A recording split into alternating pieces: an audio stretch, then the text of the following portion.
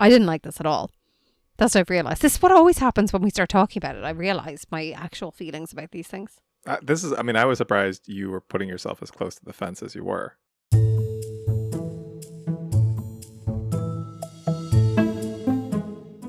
Welcome to So Much Crime, So Little Time. I'm Dee. And I'm Jeff. And before we start, a quick warning. Jesus, the biggest warning of all time, to be honest. Well, I was specifically talking about a warning about spoilers, but we should probably give a different kind of warning. But just for the moment, let's do a spoiler warning. We're going to talk about the clown and the Candyman, and we're going to discuss the whole series. If you haven't listened yet, maybe don't, or look for the link in our show notes, whichever you prefer. Jeff and I, in our discussion today, just a content warning for people who are listening, Jeff and I will get into some of the content. As always, we will steer away from anything graphic or upsetting, but by this subject matter is just upsetting in itself. It deals with child sexual abuse, pedophilia, necrophilia, murder, sex trafficking of minors. God, is there anything else, Jeff, that I've missed? No, I think that's it. Yeah, that's it. It's pretty horrendous. So if that feels like too much for you, I get it. Just skip over and come back to us on our next episode when we deal with something maybe less upsetting. All right, before we get into our discussion, let's do a quick summary of what this podcast is. So again, this is called The Clown and the Candyman. It came out at the end of 2020, early 2021. The host is Jacqueline Bynon, who's done a whole lot of true crime stuff for both podcasts and TV. There are 8 episodes. They're about 35 to 40 minutes each. But what is the story? Well, I'll tell you. The tagline for this podcast is bringing one of America's sordid secrets to light. The Clown and the Candyman reveals the network of pedophiles that apparently connected to deranged serial killers, Dean Carl and John Wayne Gacy. So yeah, that's it in a nutshell. Before we have our conversation, what is your initial take on this podcast? Yay or nay on this one? I'm a little conflicted. I think... Oh, Dee, you're on the fence. I think overall I would say I'm a nay. I think I'm a nay. Okay. Do you want me to explain it? You don't have to. We can get into discussion. Yeah. What? Tell me about you. I'm more firmly a nay on this one. Oh. Yeah. Oh, interesting. I have. If I I was allowed to bet in this country, this state, I would have bet that you were a yay on this one. Not for the subject matter at all. Yeah. But for like the investigation style of it all.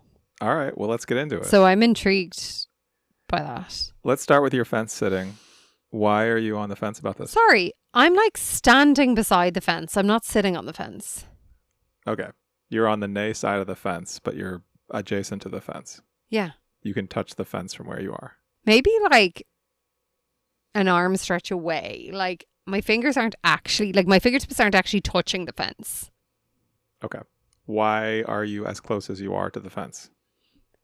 I mean, why am I on that side or why am I as close as I am? Both. Like, okay. What do you think about this podcast, Dee? Are you trying to move away from the fence analogy? Yes. It's just getting too confusing. Tell me what you think. Look, subject matter is, I've said it time and time again.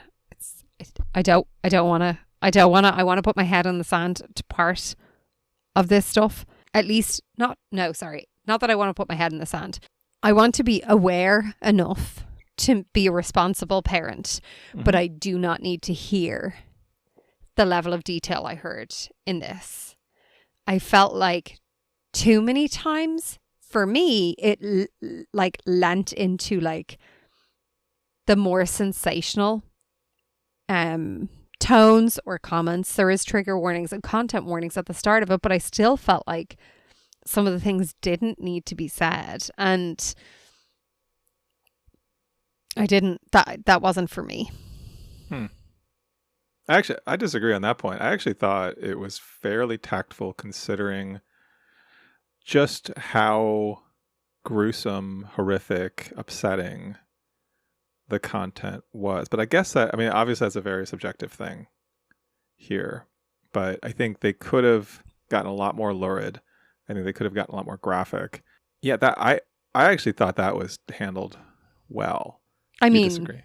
yeah, I felt like in the episode, sorry, I need to say up top, I listened to the first 2 episodes and then I was like, I'm going to struggle here. So I went to 1.5. I was listening to the first 2 on 1.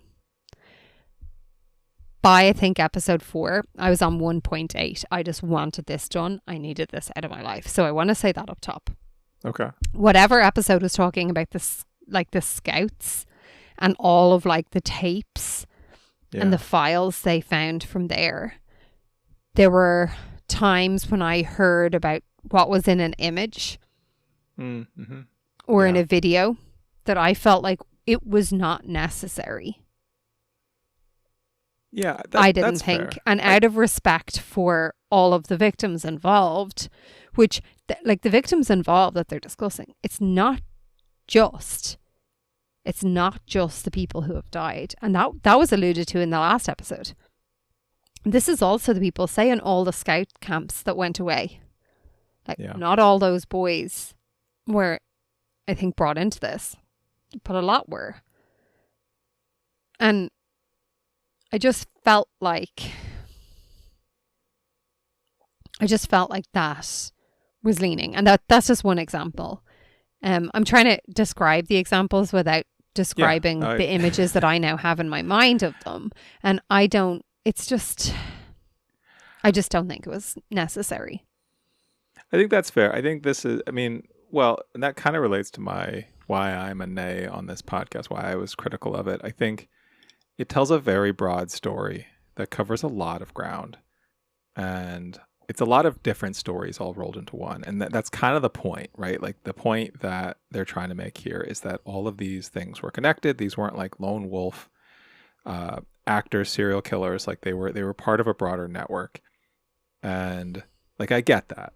Like I sort of like intellectually understand the point that was trying to be made. But as a podcast, as a story, I didn't think it held together very well. Like, I think it was several fascinating but very dark and upsetting stories kind of patched together with some other kind of odds and ends thrown in. And I think your point about the Boy Scouts story, which was somewhere kind of in the middle, was a good kind of, I think, a low point in a way of sort of the broader arc of this podcast, because the opening episode was about Dean Corll, the Candyman. The last, like most of 2 of the 3 last episodes, or towards the end, was about John Wayne Gacy, the clown. And then there was a bunch of stuff in the middle that was sort of tying them together. Yeah. And I got lost there in the middle. It felt to me a little, it kind of obviously went down a little bit of a conspiracy theory line. And to your point, it was a broad story and it felt like the links were weak at times. Or, you know, it was like, remember the library cards? The index cards? The index cards. Remember the index cards. Remember those. And they were here, so they must be connected. And I'm like, there was like place setting of index cards were used for, you know, any of the younger people who wouldn't have known about them. But to me, like, it's not that shocking. The 2 different multiple people around the world are using these index cards for recipes, for phone numbers. Like, I remember people used to have, like, you know, that kind of Rolodex? Is that what it's called? Yeah. Like, with people's phone numbers by their phone. Like, all of these things were common then. And I feel like that wasn't made that clear. It was like, okay, this is what they're used for, but oh my God, they were both used in this case, so they have to be the same. Or, and I don't want to talk about it, this like torture board thing. Yeah. I am not aware of like movies or anything out at that time. I don't know if that was something that might have been in a movie. I don't know if that's something that happened in one crime and then the other person read about it, as we've seen with like copycats or copying motives or methods between criminals. Like, I don't know that. But to me, this podcast was acting as if that was like a really like clear tie between these. And I just, someone who's not critically thinking about this and is just looking at the facts as they're presenting them could believe that. And I feel like that kind of conspiracy theory is kind of leaning into hoping that because this seems like a journalistic type podcast, that people might agree with it. Actually, do you know what? I'm fucking so far from the fence. I didn't like this at all. That's what I've realized. This is what always happens when we start talking about it. I realize my actual feelings about these things. I was surprised you were putting yourself as close to the fence as you were. I was pretty sure you were going to be a strong no on this. I mean, I did. There was elements I liked. No, there wasn't really, actually. Never mind. The fence is a dot to me. All right. Well, that was our recap of The Clown and the Candyman. Thanks for joining us. The other thing, I will say, one thing that was intriguing about this, and again, I'm like, I need to fact check this. Disclaimer. And shockingly, I have not fact checked it. But it kept being like, these interviews like have never been surfaced until now. Dun dun dun. And I was just like, I know I always put the extra dun in there, but like still, that was really annoying. Again, that felt as if it was creating or trying to like gain notoriety from like this element. Yeah, that's Does that make sense? salaciousness. Yes. Mm-hmm. Also, side note, the dun dun dun you use there appropriately with the 3. The 2 is the Law and Order dun dun.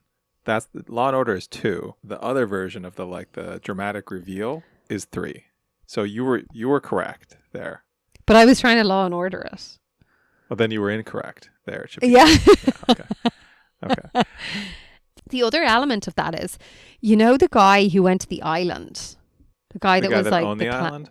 No, the guy that was the assistant, the teenager. You know, Michael Farquhar, who is one of the only victims that they were able to talk to on this podcast, who was involved in the North Fox Island story. Hearing from him was gut-wrenching, heartbreaking, and felt really, really like it was obviously so genuine and so, raw. But for me, I just felt like the podcast itself didn't treat it and they treated his story with respect. Like I felt like as they were talking to him, it was respectful.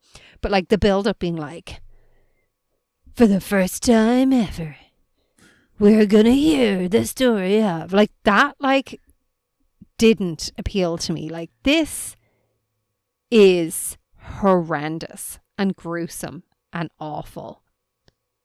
That part is not necessary.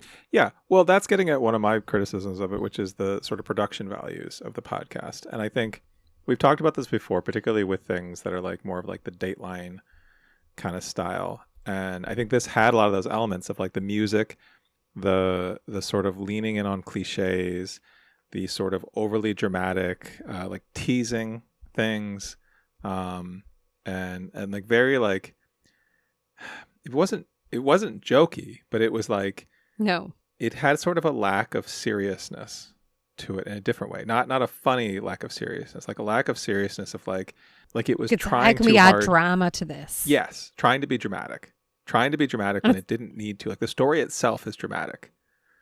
The story itself should be the whole focus. Yes, but instead there was a focus on, let me tease how great of journalism this is, or how wild this is, or let me play some music that is going to make you feel things. Like I don't need the music.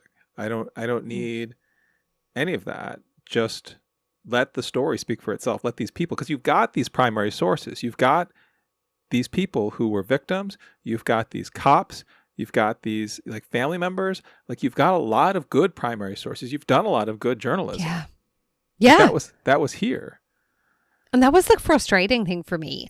And that was why I was like in any way close to the fence, because I felt like I could feel the depth of the research and everything. Yeah, sure. But yeah, like it cheapens it. I think it cheapens the story. And it adds a level of disrespect when there's this sensational element thrown over it and layered over it.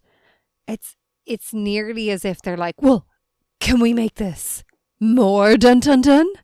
Like, Yes. and then I will say the other part I didn't like. I think they did this once or twice, but you know, even with this, like I already went on a rant about like the connection and the weak connections that they were creating. There was such an opportunity here, I felt like, to say, could these have been connected? Like, these are some reasons they could be. These are some reasons where maybe you could consider they weren't, and maybe it was just a case of a copycat. We don't know. It felt to me like they were leading down a specific path, and they were basically saying, trust us, they're connected. And there's no like space for that being incorrect. And I feel, I don't know if you think I'm wrong on that. Was I listening on 1.8 and I missed something? Maybe. But that's how I feel about it. And I just feel like if that's the approach, then I feel that that is dangerous, to be honest. I think that's right. I think you had said earlier how the connections were sort of thin. And I looked up a little, I didn't look up like Reddit reviews like I usually do. I just looked up a little bit of criticism just because I was curious if some of the things I was feeling were like me projecting onto the podcast or other people thought. And it did seem like there is some criticism of this podcast and of Jacqueline Bynum. It was just sort of like does a lot of podcasts and show like docuseries and this style that I think the term I saw, one of the terms I saw was Q adjacent, or like this kind of like spider web style of like leaning into conspiracy theories. And like two things can be true here. She can be sort of thinly connecting dots that may or may not connect. And it may be true that this was an actually like connected web of people working together or in contact with each other. Like I do believe, and it is very hard to remember this time. And I wasn't alive in the 70s, but I was alive in the pre-internet era. And it is true that people had different ways of sharing information and connecting. Like today, this would all be on the internet, right? Like this people would be connecting and like QAnon. But back then, like this idea of having like codes in magazines and these like index cards and these like sort of like underground networks of people who were connected and trafficking boys. I mean, this is, we know about the same thing, and this was alluded to in the podcast of like Jeffrey Epstein, right? Like this is people who travel in these circles, like trafficking children. There are connections there. Like they aren't always just people working alone. Sometimes they are people working alone, and sometimes they are people working in networks. And we know that like John David Norman guy who had this Delta project. And I went down a bit of a deep dive on that guy. First of all, when you Google him and you get his I think it's his Wikipedia page picture or his mugshot picture, like you hate to stereotype people. But this guy. Googling. Oh, yeah. Yeah. Oh, but so anyway. He's so happy in his photo. He's so old and so happy. So to sort of pivot a little bit, another sort of frustration I had with this was that you have a title, The Clown and the Candyman. And that sort of, I don't know, implies something. I don't know, like the story of John Wayne Gacy, the clown, serial killer clown, is so sort of pervasive and so famous. And this idea of Dean Corll, who I'd never heard of, right? He's the Candyman. He's the Candyman because his mother had a candy factory or candy shop or whatever, and part of the ways he would lure boys was through giving away candy. First of all, the Dean Corll story I felt was wildly underexplored. It was episode 1 and then basically dropped. I know. And there was so much to it. And then the John Wayne Gacy story, I think, probably was buried late in the podcast because it's been told in so many other places so many times before. but also is frustratingly an incredibly compelling story. And there's so many fascinating things about it. Like the episode that was about the cops who were doing the stakeout of John Wayne Gacy and their bizarre closeness to him, like going to dinner at his house, eating fried shrimp in his house, getting in a car with him, like getting in his car, letting him drive you because your car broke down. Like it was compelling. It was upsetting. It was a lot of things, but it was definitely fascinating to listen to. But I feel like the podcast got lost a little bit in the like, well, John Wayne Gacy is just a compelling, horrible person. It's almost like he sells, right? So let's make sure he's a part of this. He pulls an audience, and so let's spend a lot of time on him, but let's bury it late in the podcast so people stick around. That's kind of how I felt. I do think you're being a bit cynical now on like the John Wayne Gacy point. I mean, I think they felt like they were connected, but I would love to know from a production standpoint, what came first, the title or the story? That's interesting. Because The Clown and the Candyman is a very catchy title. Sure. So is it a case of, hey, we want to do a story on these two and like we feel like there may be ways that we can tie them together? I don't know. That's not something I feel like we heard about. How did this come about? Well, sort of related, one thing that I wish was explored more that was touched on very briefly in, I think it was the episode mostly on John David Norman was, okay, so we're pretty much, the whole story is about the 70s and about boys going missing, getting kidnapped, abused, murdered by men. Boys getting kidnapped by men, pedophiles and serial killers and sex traffickers. And there was a very brief part about the gay community helping the police, not wanting to get labeled as all gay men are pedophiles. Because that is not true. And it was very brief. Very brief. I that was actually one of the points that I wanted to bring up with you as well. I felt like it was, we better put something in. Put it in and then leave it there. And I'm like, is there no more? Even if it's a case that what you say is the negative impact that all this had on the gay community. There was just nothing. Right. That wasn't and there. Yet it was like, oh, well, John Wayne Gacy like said he wasn't gay. He said he might be bisexual, but he definitely was into women. And I'm like, okay, cool, thanks. Like, what the fuck does that matter? Yeah. Even if he had said he was gay, he didn't say he was a pedophile. He didn't say he was a necrophiliac. Like, right. So it felt a little bit, I felt like they dealt with that really. Oh, I forgot about that. Jeff, do you know what? The more I talk about this, the more I really dislike this podcast. Because I thought that was really bad. Then the other thing I didn't like is this guy, can't remember his name, the Canadian, who was like having the chats with John Wayne Gacy when he was in prison. So first of all, okay, yes, he was a researcher, so he wanted Randy. to do that. Okay. Yeah. Randy. Sure. Okay. The phone conversations were upsetting to listen to. Yes. With John Wayne Gacy basically coming on to him, told him at one stage he was going to shag him when he got out. Yes. And then, like, I was like, okay, this guy is just trying to plumoss him. Irish word for, sorry, I just realized I used plumoss. Like a, do not know what like that means. Buttering him up so that he'll continuously talk to him. But also, what a great word. But then there was like one line that I felt like they really glossed over, was this Canadian dude helped him sell his artwork in like newspapers and stuff. I was like, that is a step too far. Like, put money in for him to get a cigar in the whatever it's called in prison. Don't help him gain notoriety by selling his artwork. Like, we don't know how he helped him.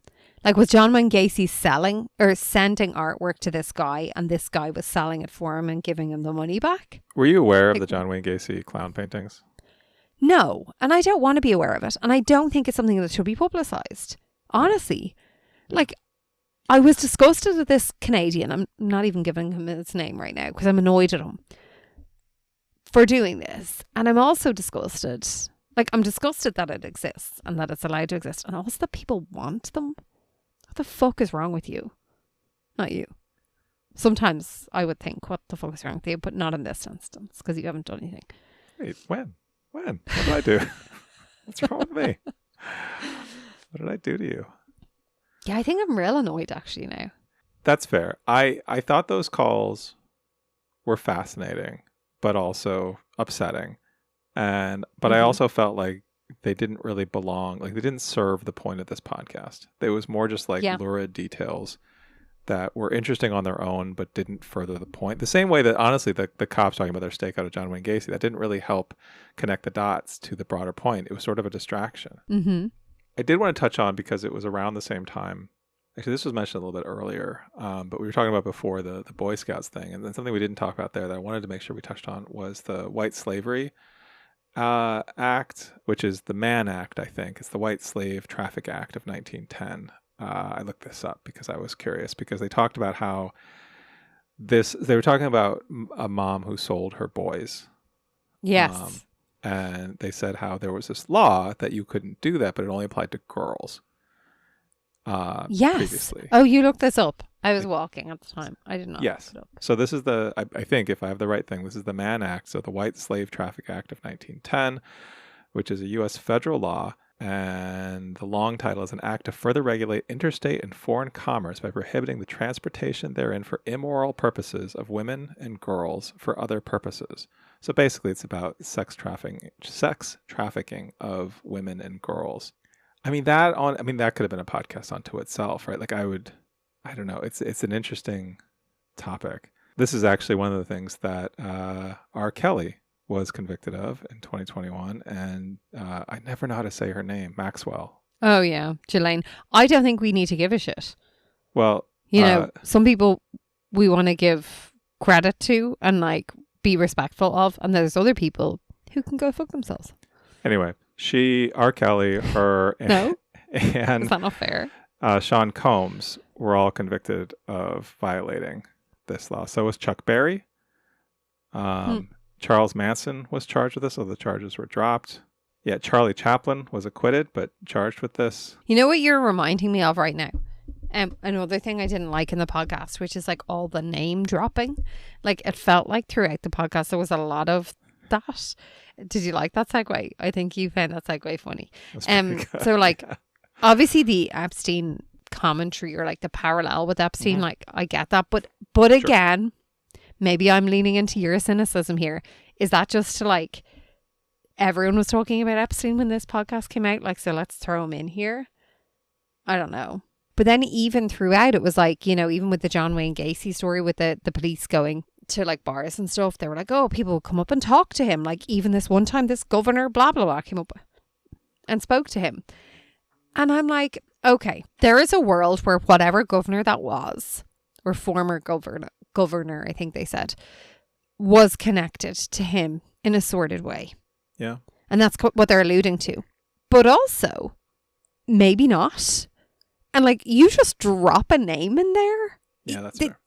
Yeah. I feel like that's like, again, dangerous. Like, can you imagine if you had met John Wayne Gacy and they randomly were like, and then this guy, like, Jeff, blah, blah, blah. I'm like, you can't just drop a name in, connect the two, but not say anything. Like, it felt like there's reasons why these are dropped in. So yeah, to me, again, it felt like dangerous. Yeah, I agree with that. I mean, we were talking a couple episodes ago about the Gilgo Beach serial killer, and that article about Amy Ryan and the New York Times writer, and which I feel like was kind of treading the same ground of like, yeah, it sort of had that name droppy thing that it was talking about.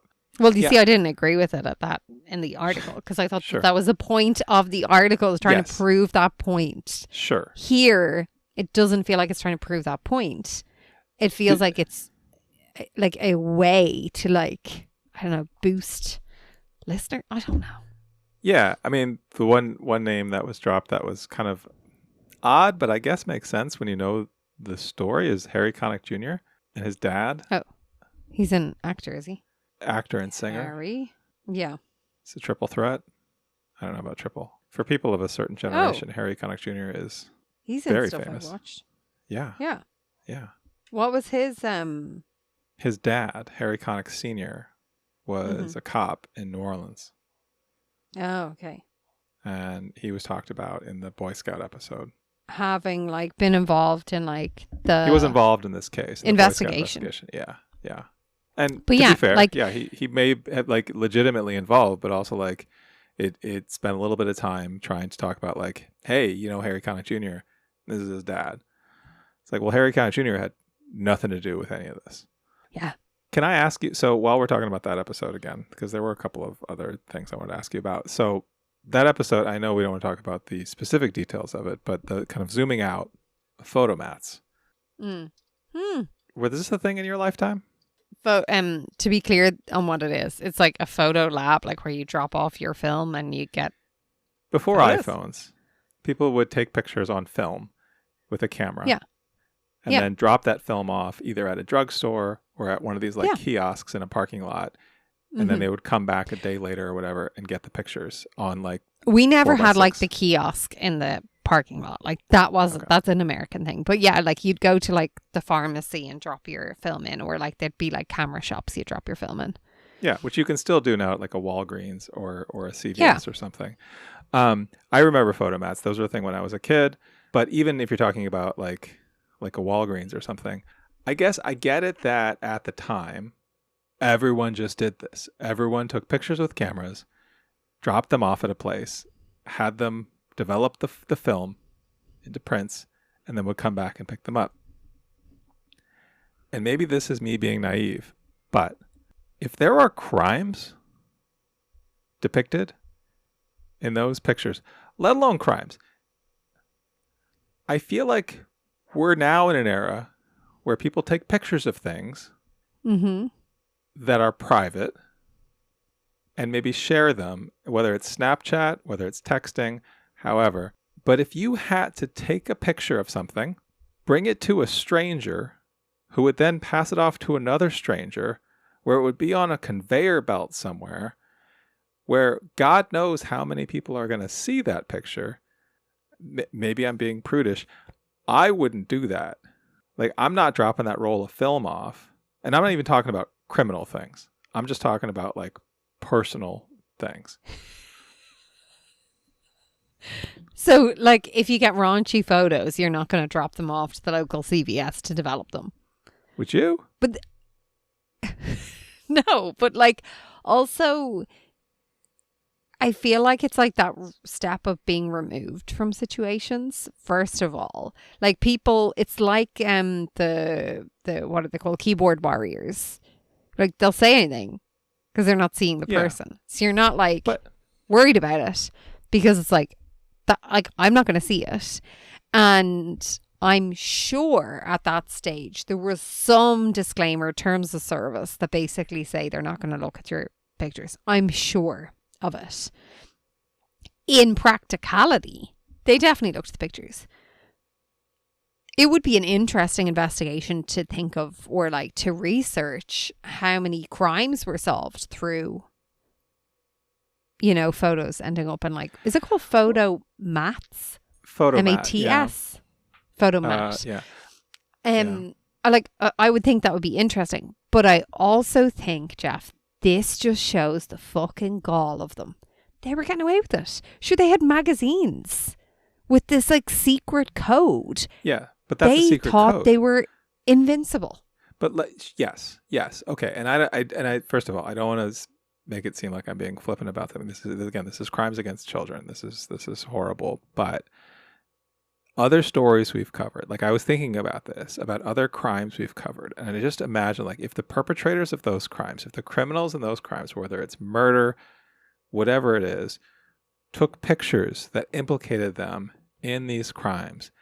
And the act of dropping the photos off, like you have to like give some type of identifying information. Like it's connected to you. There's evidence. There's an evidence trail that connects you to these photos. Like if you go out and murder someone and take pictures of yourself next to the crime scene and then drop that off at a photomat, like how, you're right. Like the invincibility you must feel to do that is, And as don't is understand always it. the case, of course, and as is always the case, we're hearing of the instances where they were found out to have been Sure. doing that. We're not hearing of the many, many more who were not found out. Well, and how long was this going on? The fact that, I mean, the example that we were told about, they only got found out because the conveyor belt broke and someone happened to look at what happened to be on the line. That was one thing like I appreciated between that and the lily pad. The lily pad, yeah. Do you want to tell about the lily pad story?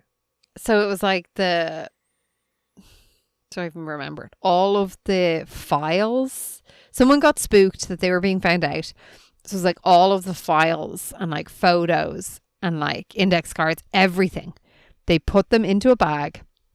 They went to a bridge basically and threw it over. What happened was the bag ended up like landing on a lily pad, and a detective or policeman was at the side of the riverbank, like wherever, a little bit down, fishing with his son. His son happened to cast out the fishing rod and catch the bag and bring it over, and then they opened it and they saw it was inside, and the father, who was like a detective or a law enforcement agent, I'm not sure which, brought it to his like precinct, I assume, for investigation. The fucking chances of that. You put that in a movie and people are like, that is so outlandish and ridiculous. I wonder if it like, I'd say it has to be in a movie, because you know the way usually like movies will take like elements of it. I'm sure it has to be, and I'm sure people were like, well, I really liked it, about apart from the lily pad, like the chances of that. I don't know why they're Irish, but I don't know. It was like a duffel bag or something and a lily pad. Like the physics of that don't make sense to me. me either. Like, I don't know science, but that feels like that should be sinking. Floating and sinking, I got that far in life. Sure. It feels like it should be sinking. Should be sinking. Do you have any reviews for us? So this time what I did was I got Gemini to act as my internet sleuth. How did it do? It actually did pretty well. So what I said is I want to like examine the reviews and like categorize them, generally speaking, like what people are saying, and then pull out specifics that were kind of interesting. So they tell me Gemini started off with saying, I've put on my digital trench coat and scrubbed the far corners of the true crime review-osphere, which I feel like is like a line you could possibly hear in this podcast. Yeah, it is. Listeners, it's a fascinating exercise in seeing how listeners handle the intersection of high production value and deep state conspiracy theories. Okay, so overall, apparently there's a strong 4.5 out of 5 star rating across the major platforms like Spotify, Podchaser, Apple. Most listeners are gripped by the high quality investigative reporting and the gut-wrenching interviews with victims' families. However, there is a lot of the audience who are divided on the central premise, the idea that there is, in fact, a connection between the clown and the Candyman, and that they were part of a vast, interconnected paedophile network. So people are loving the deep dive and the logistics, especially on like that North Fox Island connection. Apparently, a lot of people feel like that story has been buried. That's the Michigan Island. That's the one with Michael Farquhar. Say that again. Yeah. The Michigan, the island, yeah. Yeah, and that should have a little bit more airtime. And then some skeptics are calling it sensationalist or conspiracy leaning. Basically saying like, yes, things are similar, but it's like really reaching. And it's kind of hard, like it's hard to like believe that reach. So I've got 3 reviews here. And there are links to the reviews, so I've checked them out. So the user handle of Doug Rue, title is The Ring. And this is really poorly written, by the way, this one. Basically, listening to this podcast makes me believe and makes me shocked at how these cases are almost connected. And sometimes we see what we see in movies. This is really poorly written. But you don't want to believe this powerful organization protected by powerful people. So I presume that is this powerful organization was protected by powerful people. So basically, and there's also like a broken heart emoji at the end of that, which Gemini believes that the emoji really sells the heartbreak from this Thanks. person, apparently. Yeah. The next one is from a user handle of Carolee Quinton. The name of this review, I feel like is harsh, even for my harshness. It's a Cottonmouth. And it says, most of it was okay, but the narrator sounded like she had cottonmouth the whole time, and it was hard to concentrate with that. Sorry. Do you agree with that?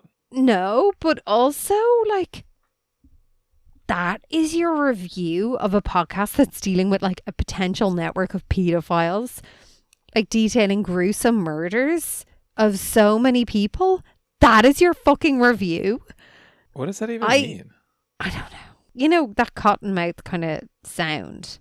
Because I definitely, I read, one of the things I read talked about her vocal fry. It's probably like a similar. Is that what that, yeah, I think it means like, it sounds like she has like saliva, like she needs to like take a drink of water. Again. It seems so superficial. Joking? Yeah.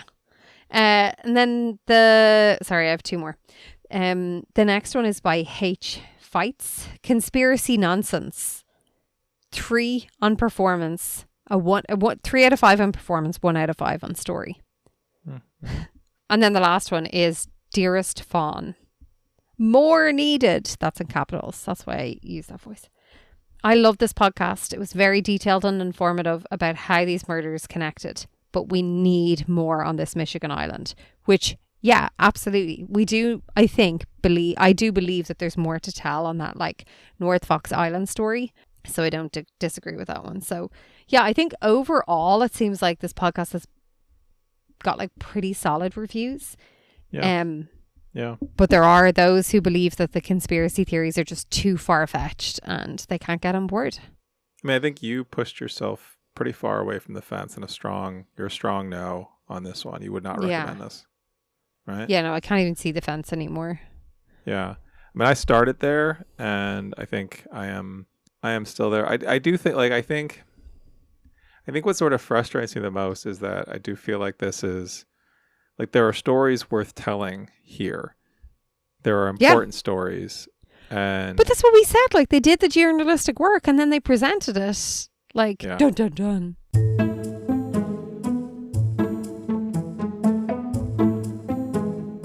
You know, Jeff, if someone is sitting on that fence, you know what else they could do on that fence? They could go to patreon.com/so much crime, so little time. And they could, in fact, instead of considering how they feel about this podcast, they could go on and support us, who is trying to guide people, trying to critically think about the presentation of podcasts and really, you know, trying to provide some entertainment and some information to people worldwide. So much to see there. Patreon.com/so much crime, solo time. That is a great suggestion. Where it's at. Yeah. Mm-hmm.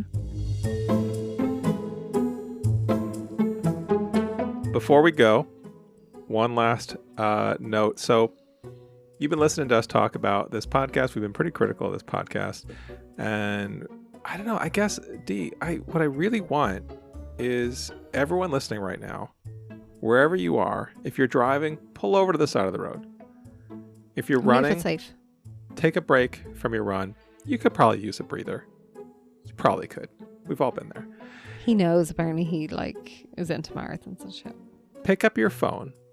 If you're at a red light, don't pick up your phone, because I was just behind someone who was on their phone and the light turned green, and I waited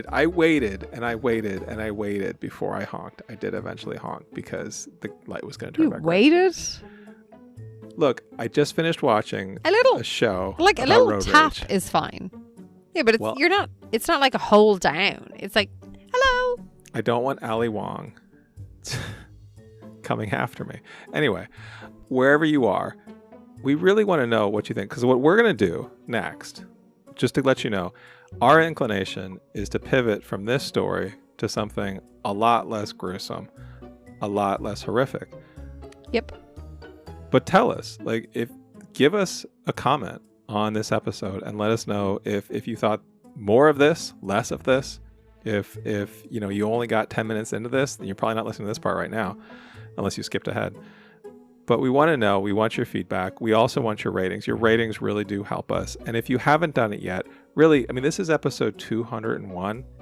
If you've listened to every episode, if you listened to half of our episode, if you listened to 5 of our episodes, if this is your first time listening to the episode of this show, this is a great time to leave us a rating.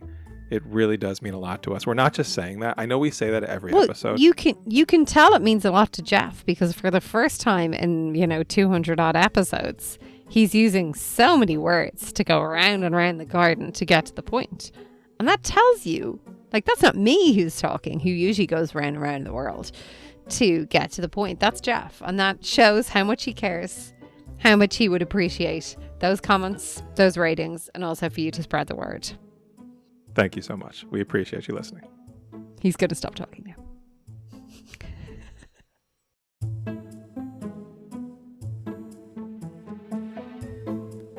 So Much Crime, So Little Time is a production of Mind Glove Media. The executive producer is Paxton Caloriso. Our associate producer is Blythe Ty. Our theme music was composed by Vyacheslav Starostin. If you haven't done it yet, please subscribe to this show on your podcast app. And don't forget to give us a 5-star rating and a review. Even better, tell your friends. To join the discussion, look for us on social media. Check out the show notes for all the links. Thanks for listening.